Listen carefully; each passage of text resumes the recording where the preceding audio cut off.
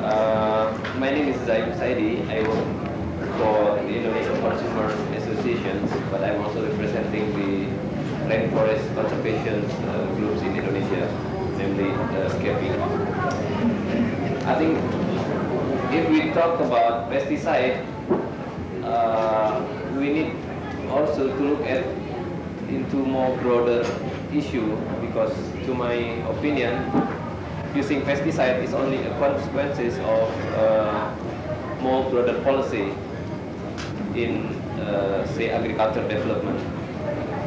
I think like in my country, since beginning of 70s, the agricultural development policy is really influenced by what in the global level called as a green revolution.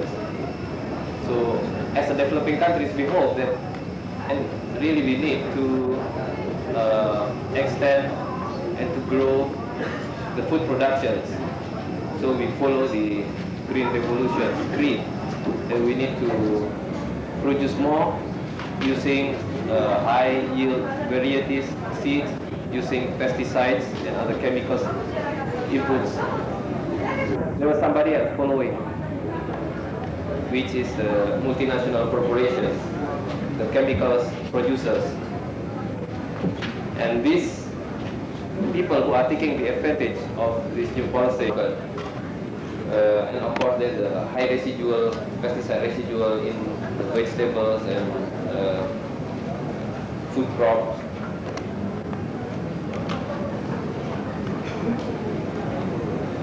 And then also, conversely, from the first hope that by using chemicals will raise the yield, it's now the converse, because of the pest has become resistant.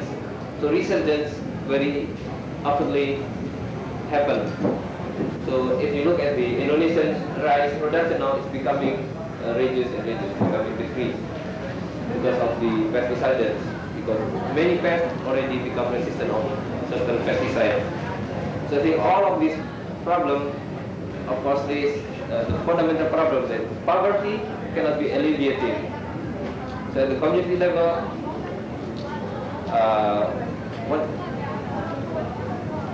what is resulted by green revolution or agriculture policy is not a poverty alleviation, but I think it's still even worse maybe. I think that's for my... Yes, I have one simple question to Mr. Zaidi. Okay.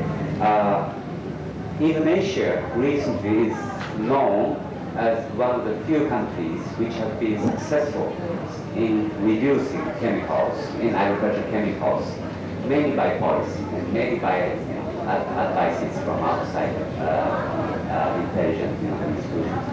However, for any reasons, you've been doing such an attempt. And in the past, people have a perception. Environmental things and economy cannot go along. If you take environment, you will lose economy. Now, in the case of Indonesia, what has happened due to the substantial reduction of chemicals? Can you call it a success? And if it's a success, why so? Including your opinions and perspectives. Thank you. Yeah, I think the first mark was happened in 1986 when the government stipulated a decree, presidential decree, which banned, I think, something like 56 or 57 pesticides, which is banned for rice production. But I think it's just the beginning, because it's only 5 years. But at least it reflects that the government and the community is realizing that pesticide is part of a problem and not part of the solution. So they are now at a time to promote the integrated pesticide management, but it is not yet accepted as a national policy. It's still only as a project or a national program. So we still have to promote this policy. But of course, 15 or 20 years which has been happening happening so far cannot be changed only in one night, only by having new policy, and then what has been resulted so far is really difficult to change, because farmers already become independent on the chemicals, and also other problem is on credit. I should mention also that because of these chemical inputs, it costs high for farmers, so they need credit. So the government then deliver credits through village banks. But another problem is that it seems that the farmer is not really ready for having this type of scheme. So there are a lot of credit, what do you call it, credit which cannot be paid back. So then it's burdening, another burden for the farmers. So if you have to answer whether it's a success or not, I think, well, this is the first mark. Yeah, first step for the next step, because that farmer has learned from his ancestors and his fathers and the former generations. And I think I have to ask George, where in China, where you still have this wisdom is being practiced, and in that the Chinese community, what do you think of this implication of Chinese decentralization as farm community in China? First of all, I would like to thank the Fund People Center for this special meeting. Sorry, as you have noticed, we do not have any Chinese NGO here because we do not have NGOs in China. On the other hand, all our villages are NGOs because there's no government. So we have got over 1 million NGOs, I would say. And they do not have anything to do with government. They manage their own affairs by themselves. Town level, yes, you have got the government bureaucrats there, but say anyone from the village doesn't have to go to town there. He goes to his local government and they will go to town and do any business. Now, we also do not have the problems that we've been talking about, because since 1950, we have been isolated from the rest of the world. And that has been a blessing. Everybody thought that China was going to crawl, on its knees to come and beg from the outside world after 30 years of isolation. And when China opens its doors to the outside world, the international organizations were so surprised to see that China was able to feed their people. Not only feed their people, clothe their people, house their people, and give education to them. My father, who left China at the age of 4,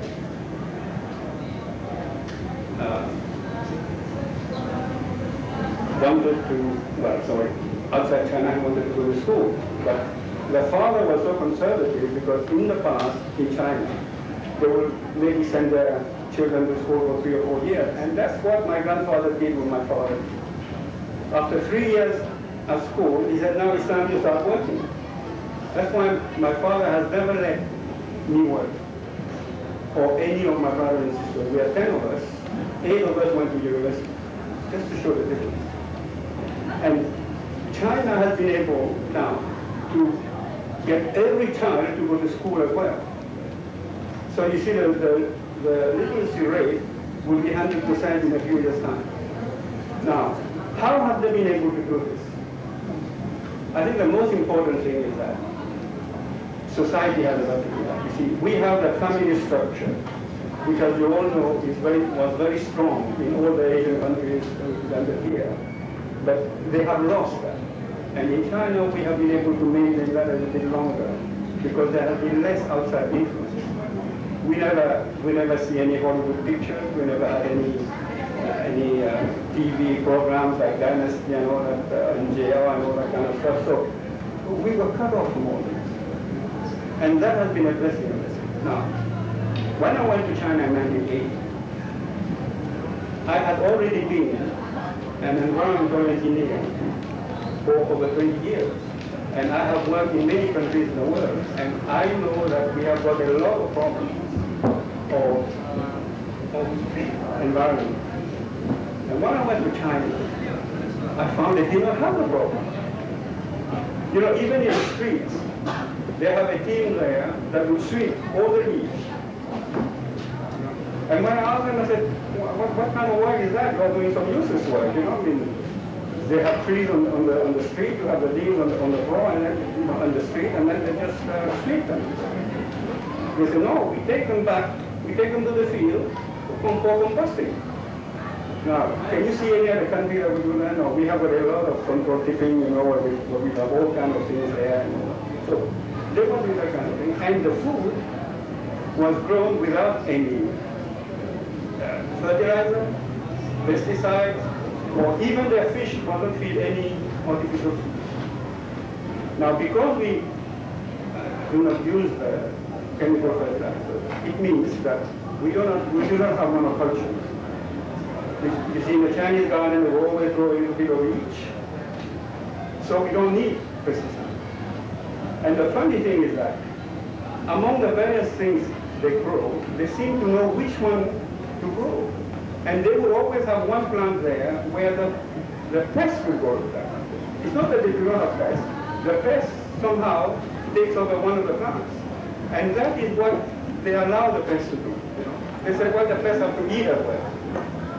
And in some places I found that they grew special hedges just to feed the pests. And in one place I saw a pest about 1 inch long. And was just eating the leaves away. And some of my visitors were worried. They said, well, these pests are going to eat the whole lot. No, they only eat where the hedges. They leave all the vegetables out. Okay, that was 20 years ago. No, sorry, 10 years, not that. 12 years ago. Then China opened its doors. In 1978, when we opened the doors, China did not owe a single cent to anybody. Foreign debt was zero.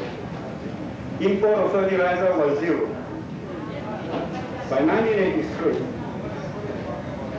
they started to import fertilizer. And in the year 1983-84, they imported $1.5 billion worth of chemical fertilizer. Now, I know for a big country like China it's not a lot, but if we go at that rate, well, we are going to be in the same kind of problems as you have today. Now, I hope Japan will be able to have a cross-talk forum in China, because, as I said, those people are going to come here. You can go to China and see some of the things they are still doing. But thank God, we still have 80% of the people in the rural area. From 85%, we have come down to 80. In South Korea, we have come from 85% now to 15%. Now, we don't have that because we have got a big control on the population. Not through law and all that, no. Through pocket. You see, anybody who works in town, for the government or the private sector, has a ration card. Now, it's not because we're short of food, no.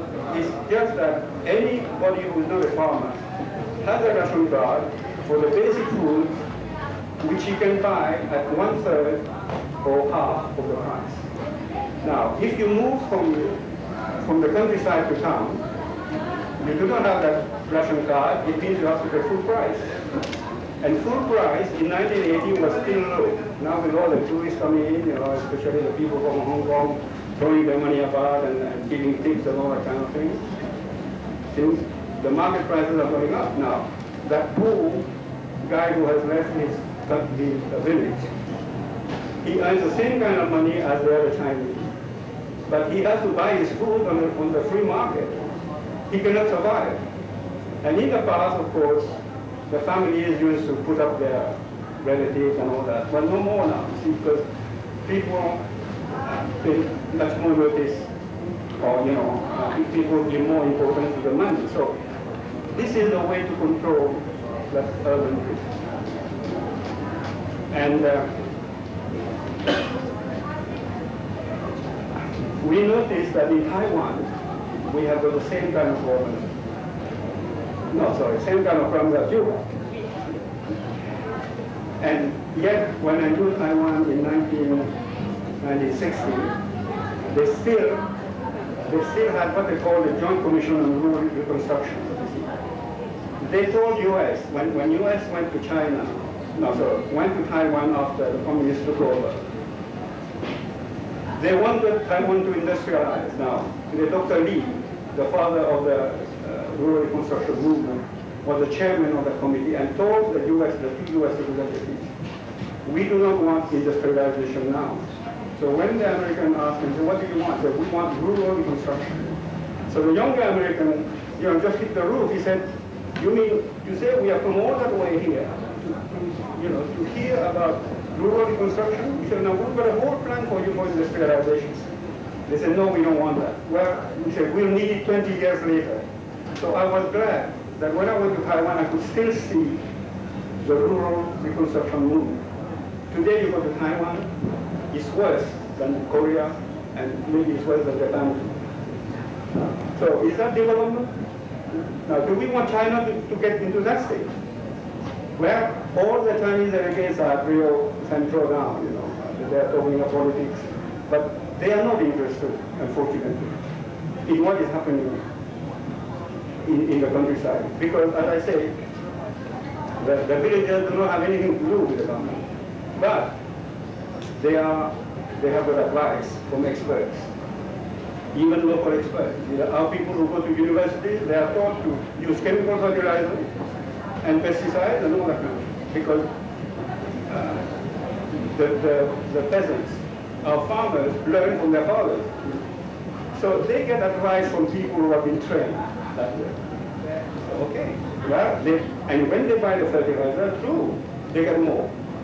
But in a few years, that will come down. Now, they don't think about it. So maybe you people can tell them, Indonesia has a problem, and Japan has a problem too, and Philippines has a problem. Tell the Chinese that if they use chemical fertilizer now, they'll get more, but in 10 years time, they'll get less. Now, they would not listen to me, because I know Chinese, but maybe you. まだゆっくりと変革が進んでいるところです。しかし、日本から香港から世界中が旅行者が来て、お金の価値というものをみんなに知らせていきますから、前は家族規模とか親戚とかで、その時給のそちらの方が重要だというふうに助け合ってやっていたのが、どんどんとその貨幣価値によって家族がバラバラになってくる。それから都市の問題がお金で解決するというふうに方向に向かっています。で、台湾ではもっと日本や韓国よりもひどい状況になるかもしれないので、今のうちにぜひこういう会 utilize natural resources in the production processes and recycling them, coming back and forth. Typically, when I visited Guangzhou, there are many farms. To live there full time in 1985 is that it's not that what the papers say. Well, what the papers say that the Chinese use human and animal excreta in the farming, in the aquaculture. Well, it wasn't that simple. It was so sophisticated that as an engineer, I wondered why, with all the science and technology that we have, we never thought of that. Now, they do not, what you saw in the villages is not where the farming activities are. You see, these are where you have the public toilets. Yeah. And then you have a pond there. You see, in that pond, you have got half the pond covered with aquatic plants. And usually it's where the toilets are. The other half doesn't have anything. Now, this is the best sewage treatment plant in the whole world. You have the waste that go right into the bottom there. You have anaerobic digestion taking place there, and you don't see the fecal matter because you have got the aquatic plant on top. And you have on this side photosynthesis that will put oxygen into the water, and that would oxidize the waste. Then, those aquatic plants remove the nitrate, phosphate, and heavy metal. You know, a simple thing like this, they do a better waste treatment job than what they do in the US or in Europe. Okay, now, in the farms itself, you haven't seen my slides. Anyway, tomorrow morning I hope to give a session on it. It's much, much more sophisticated than that now. The waste are put at one corner of the big pond, the fish pond. And around the pond, there are no weeds. That's grass that they grow purposely and the fact that they put that in the pond to feed one fish. They have got 6 kinds of fish in there. They only feed one kind of fish with that grass, and there's a whole ecosystem that takes place in that pond that would feed the other 5. Now, how they discovered that, nobody knows. It wasn't the government. It wasn't the universities that discovered that. It's the peasants. How they have been able to put 6 kinds of fish in the same pond, and by just putting one kind of feed, they feed the rest, and they get 15 tons of fish. Right? Other places get 3 to 4 tons, and they feed the fish. Very funny. Yeah, let me get over here. Let me face everybody. Oh. Yeah, I can see everybody. No, it's all right. First of all, I know everybody's finding themselves. I think it's mind over matter. Just tell yourself that this is winter time, okay, in Brazil. ですね、みんなとにかく頭がぼーっとしてて暑すぎるでしょ。だからあんまり暑いっていうことを考えないで、今は真冬なんです。ブラジルは真冬なんです。これが一番涼しいんだというふうに考えて会議をしました。That's right. Right. I just want to make some comments about the connection of the pesticides and the local knowledge and about the communities. I come from California, and one serious problem that's arising is the increase of cancer in young children. In other words, what's happening is that the rural communities are becoming very dangerous places to live. Now, there are some very serious social implications of this. There's some comments about young people leaving the rural communities. And we're also talking about something important. The farmers leave, what happens? Now, I just want to tell you a very short story. California is probably the richest agricultural sector of the whole world. And you might wonder, how did California get this way? Well, there are many kinds of reasons. But some of the reasons that have made California very productive is there's some very interesting inventions made. I mean, there have been inventions made, for example, to take the fuzz off of peaches. There's been inventions made to take the pits out of the olive. In order to pick walnuts, they invented equipment to shake the trees, make the walnuts fall down. In order to plow the land, they had to make big, giant dredgers. These inventions did not come from the big machine companies like John Deere or Caterpillar. They did not come from the universities. You know where they came from? They came from farmers who during the off-season had time to clean their equipment and tinker. In other words, you're talking about a very important brain pool. We're talking about the importance of traditional knowledge. We have many indigenous people around here, and they know a lot. Also, farmers in many small communities throughout the world know a lot. And so if the farmers disappear, we're going to lose a very important source of knowledge. I would say, for many arguments I hear about preserving the family farm, I rarely hear this mentioned. And yet, preserving this kind of a brain gene pool is probably the most important argument for saving a rural community and saving the small family farm. All right?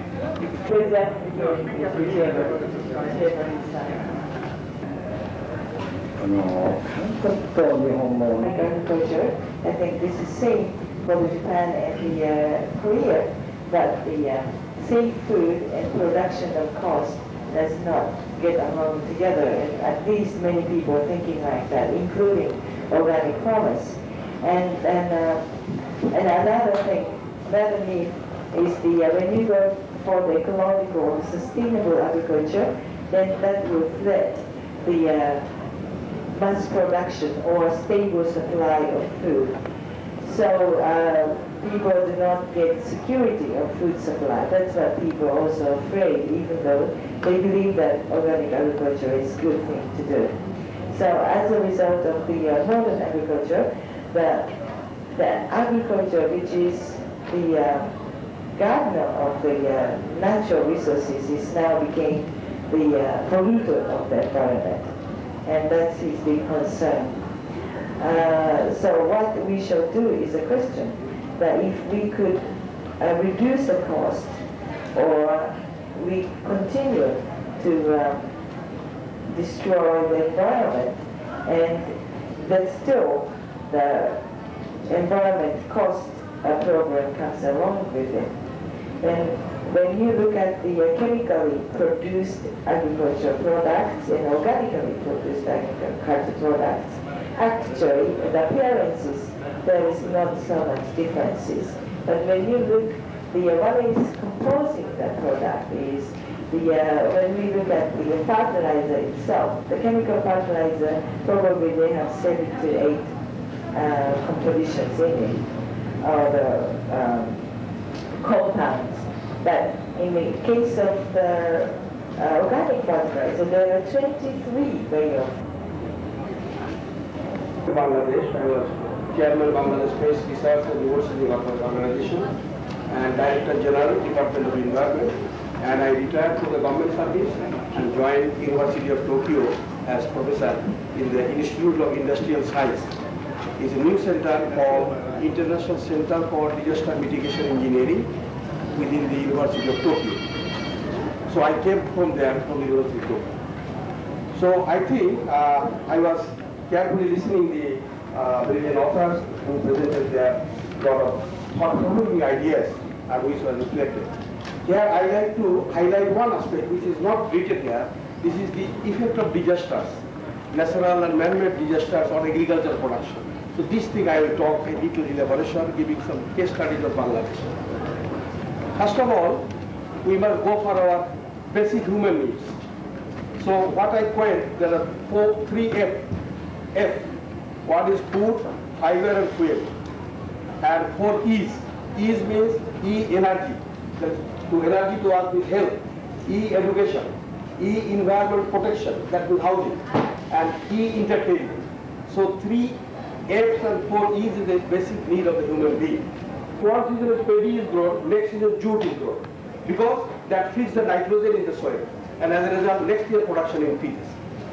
And if the maximum pesticide is used and not much flooding effect, then what happens? This residual pesticide remain in the field and that reduce the fish production. It drain to the ponds and rivers and it reduce the fish production. So we always recommend that IPM, integrated pest management technique, should be used for this type. And as far as the disaster is concerned, always there should be a contingency plan. And what happened? Say about 120 days is needed for growing agriculture, from transplantation to growing. If at a particular time floods come, they cannot grow agriculture. So you must keep the seedling of seed bed ready. Otherwise you miss one season. If one season missed, you lost whole productivity for that. So these are the contingency plan, and also the environmental aspects and other fish production, it should be taken into account. And as you know, historically, how the environment started, how the conceptual environment. It is the industrial revolution. 200 years back, industrial revolution started, and it produces mass scale production, mass scale disposal, and mass scale effect on the environment. So at that time, 1896, there was one Swedish chemist, Savante Arrhenius, he has got Nobel Prize. He warned everybody that you are using carbon dioxide and the temperature of the earth will increase by 3 to 4 degrees. In the 1980s, we are getting that thing. Because in the last period, 80 to 80, 90, this is the maximum temperature that has been obtained in the global. And population is increasing very rapidly. You know, 1500 or 1 million, 10 million people. But 1850 it became double, and then in 1950 it became again double. And 11th of July 1987, 5 billion people crossed the bar. So it is now 5.4 or so something, and next decade we'll get 6 million people, and then the whole global will be under pressure. And agricultural production, whatever we increase, the population increase is becoming very problem. Anyway, our agriculture, in particular Bangladesh, it is hazardous country, you know, floods, cyclones, earthquakes, drought, all the time happening one after the another. And every year there is some condition in place. So we are always too short. And population is increasing. Say it is area is 144,000 square kilometers, and population is 115 million. So about 800 people per square kilometer. And we have increased agricultural production almost double, but this is not enough. By using artificial manures and other things, but this is degrading the soil productivity again. So it's the same reaction. So however, it's a very elaborate discussion. I could participate in the discussion, I could contribute something, I feel very glad for that. And we could have further discussion on the effect of agriculture, water resources and fisheries, and forestry also. These are the interrelated subjects. We can talk on that later on. I think in this occasion gathering, I'd like to thank you all, and thank you very much. Thank you. Two strategies to change our system. One is international level or trade system in our society or in the world. The other one is a local or community level or in domestically how to manage to change agriculture or food system. At first, I talk about whole system in this world. Just beginning to change in China. In China, the traditional wisdom, you know very well, famous book in farmers 40 centuries. This is in 1930s. The Dr. King visiting China, Korea, and Japan, looking around the rural society, rural community, and method of the agriculture. They are still continuing more than 40 centuries. This is a tremendous method of human being activities, sustainable system, food system existing in this planet. So this is one of the basic book of sustainable agriculture, how to find or more indigenous or traditional knowledge or wisdom to revive or discover or evaluate. And this is basic movement in United States and now in Japan and European countries also. But just we have in Japan, Japanese case study, we just we can remember our history of Japanese modernization after World War II. Just I think it's about 2 stages. Just one stage, changing the system of Japanese system in 1960s. Before 1960s, Japanese economy is more dependent on domestic. So energy system,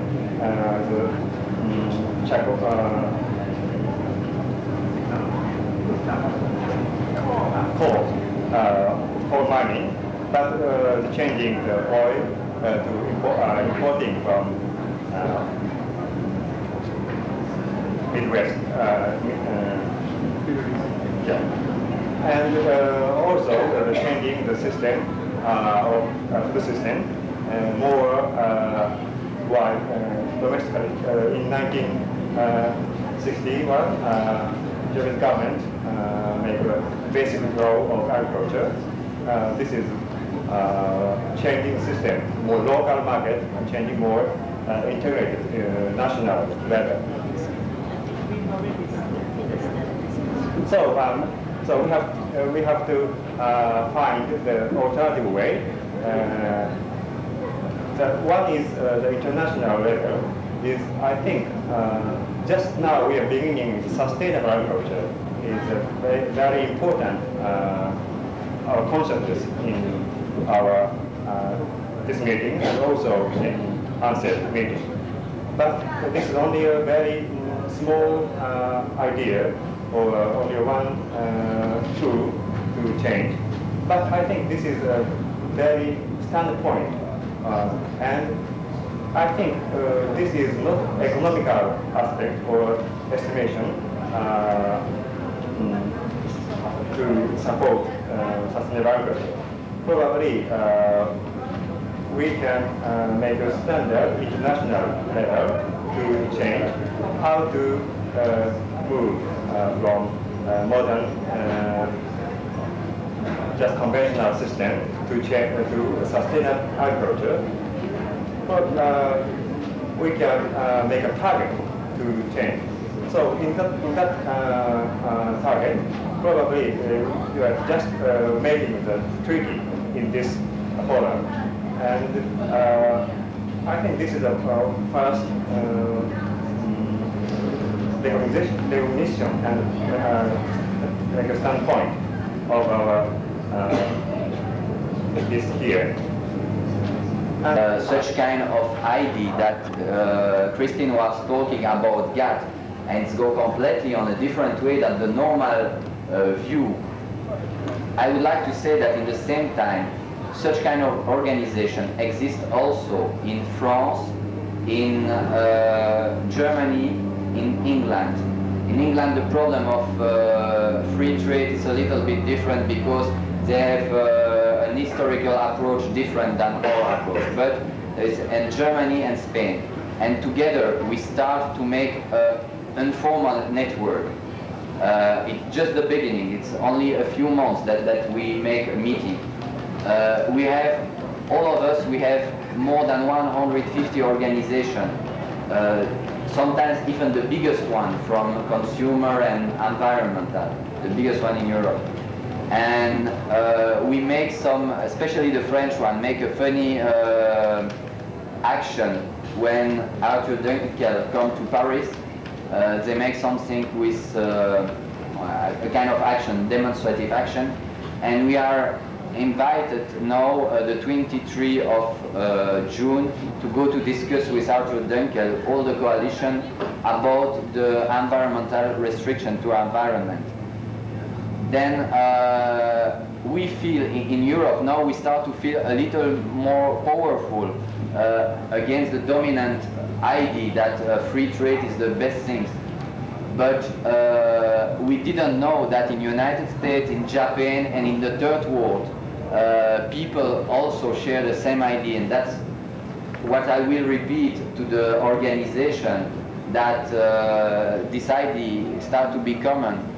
And I think the only way, for example, for farmers, there are only 2% in our country to make things changing. It's only to make a new deal with the other part of the society, especially the consumer.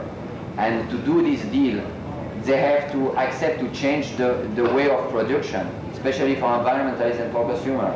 But what must absolutely do the consumer is to accept that the farmer have a fair price, that they can live from agriculture. And what I see after some times of discussion, everybody is agree on that. That is the experience of our country. Now, in that, of course, various types of ODAs, World Bank, and those United Nations related, agricultural, projects. There are enormous money spent, but the profits are usually going to not those small farmers, family farms, but to other side of them. Now, so we know the target group, and we know environment and ecological aspects should be taken into consideration as a mainstream. Now, so we have to work toward this system to include this discussion into the mainstream of that. Okay, that's the first part of my proposal. second one is also related to Roger's point on the policy and research incentives. We have to alter the incentive method of this policy systems and research systems, which have been, until now, have been very biased to encourage ecologically destructive, economically unproductive, socially unproductive things, and discourage those real necessities. We have to make the course reverse way, okay? And there are many ways we can do. Local government and the central national government can do to change the course, and not profiting, not giving benefits to those outsiders and big manufacturers and those capital people, but rather to the farmers and to the real needs of the consumers. I think we can do many things in those policy arenas. Each country should take a serious examination of this. Thank you.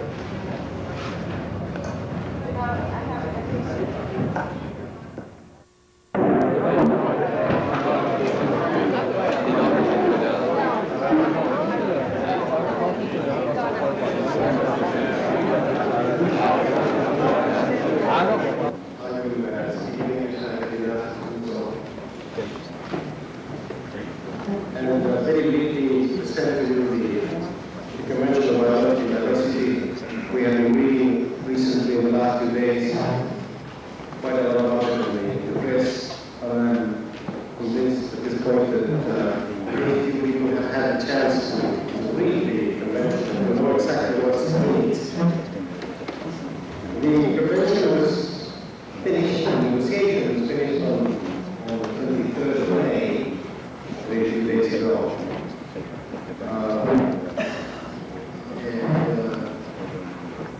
I think that we have been working for over 3.5 years, 3.4 years, at the beginning some expert meetings, put together ideas, then legal experts started taking out this draft, and finally the last year and a half, a negotiating committee, an intergovernmental negotiating committee, which has been negotiating until the end, as I say, on the 23rd of May.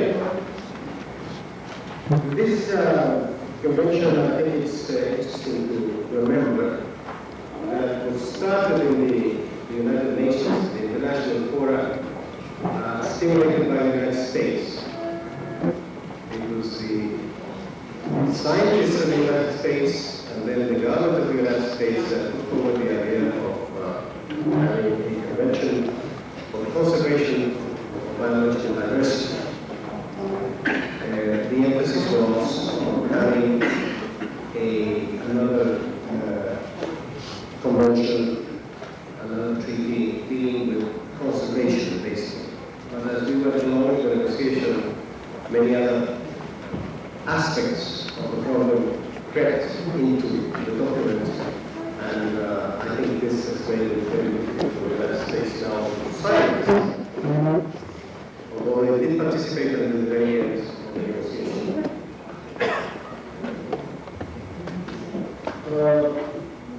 It is, I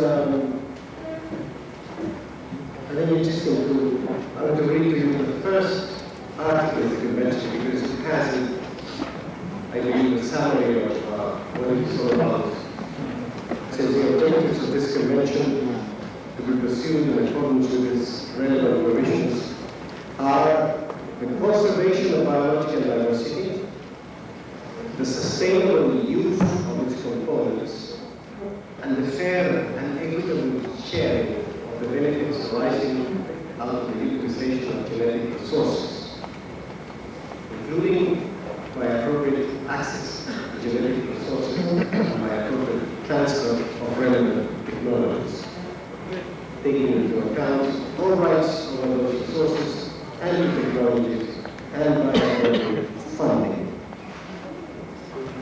So it does have, as you see, a wide spectrum of aspects. The conservation, the rational use, the question of the access to genetic resources, the question of the access to technology, which is useful for the utilization of these resources. In my view, it is, of course, not the perfect document. I think it's very difficult to get out of a negotiation where we had continually over 90 governments participating. A perfect document. It is impossible to grant everything everybody's asking for. Therefore, the convention does not satisfy everybody in all the aspects that they have in mind. But I believe it is a good document which has dealt with a series of aspects which are very important for the conservation of biological diversity. I also see this as a stage in the process.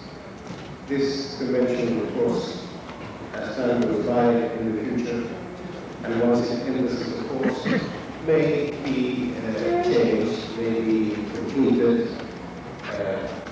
Most probably there will be protocols added, annexes, etc. And as the international political economic situation changes, it will be probably easier to implement some changes and to get to some of those aspects which were left out. Because there are, of course, aspects that were left out because it was impossible to agree on several aspects and they were left out. Just to summarize, I would say that it deals in satisfactory terms with the question of the need of the more developed countries helping the developing countries both with know-how, technological know-how, and with financial resources. It deals with the national policies that have to be implemented by every country really to conserve biological diversity. It deals with the need to share benefits, the benefits that stem from the use of these biological resources. It deals with the access to technology, including biotechnology, and here you have a problem, as you well know, that makes it difficult, particularly in the United States, the kind of ideas about biotechnology in this convention, which are not very many as a matter of fact. This is not a convention on biotechnology, it's a convention on biodiversity. But it does, of course, deal with the problem of biotechnology in as much as it does relate to conservation and rational use of the components of biodiversity. And it makes it very difficult for the United States, which has a legislation which is difficult, very different from that of Europe, for example. And at this very same moment in the conference, we are negotiating that chapter of Agenda 21 on biotechnology. The same problem has popped up, and we are somewhat paralyzed in that respect, precisely because of the different approaches on the question of biotechnology that you find in the United States and the European community, for example. I would say that this is a convention that deals with commitments. Everybody is making commitments depending on the characteristics of each country. It's a kind of commitments you can make. And that is why we have some things here on continue in the future and finally accept every country, including those that feel they cannot sign now. And most of all, I think the most important part, in the US, where in fact about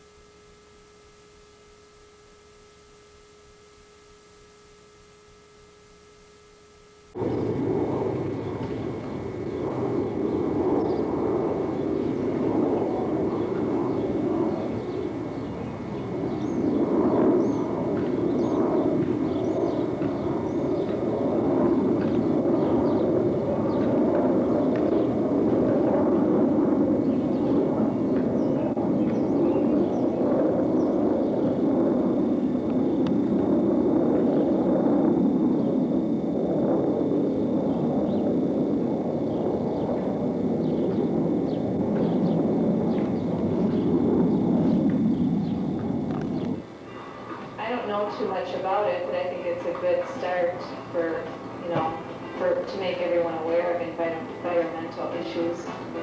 Near Summit? Well, I haven't followed it that closely, but I think it's good that they're looking out for the environment, but it's not a big deal for me. You think some real results will come out of it? I think it'll make more people more aware of what's going on in the world, and involved here.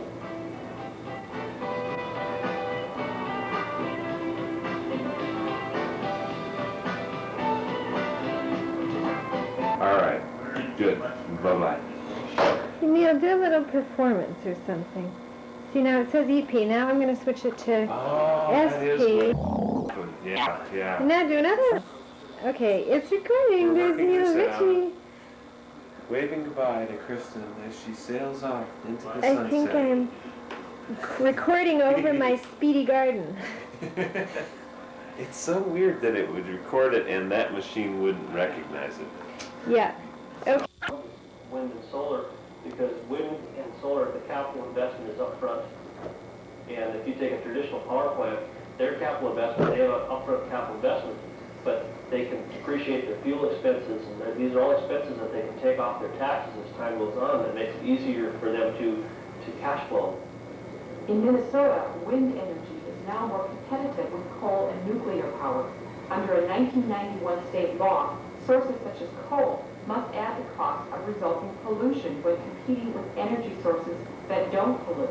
The key to the future, Jewel says, is proving that the high technology and computers of his windmills are a reliable source of power. What happens when the wind stops blowing? Very seldom. But there are... Once in a while it stops blowing, but not very often. You hold up with developing renewable energy in the state of Minnesota. The renewable energy will be international if the Earth Summit in Rio succeeds. What comes out of the Earth Summit is an agreement on global climate change, which will be kind of weak, and then what we have to do is point out that it's weak, but take up the U.S. government on its commitment, and then take this legislation 2020, which focuses on renewables and efficient energy use, and say, okay, U.S. government, if you are honest about your commitment to join all the other nations in reducing greenhouse.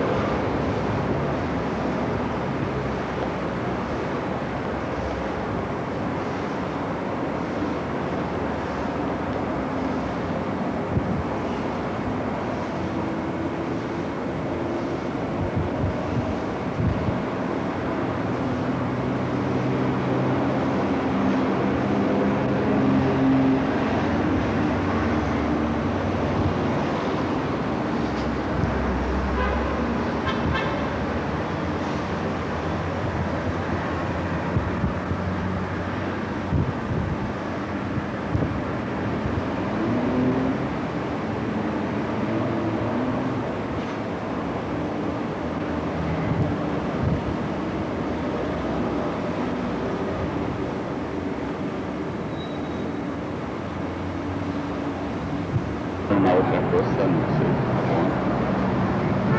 alquilar. ¿Es más? Ahora voy a caminar un poco. El sol me hace muy bien. Es una cosa que me hace poco, olvidar los problemas de la semana y caminar es el momento de mi momento de pensar estratégicamente. Ajá. Yo me quedo con mis ideas. Sí, es verdad. Yo necesito mucha privacidad. Allá en los Estados Unidos trabajo muy socialmente todo el día con gente en reuniones, actividades, en la oficina, pero al fin y al cabo...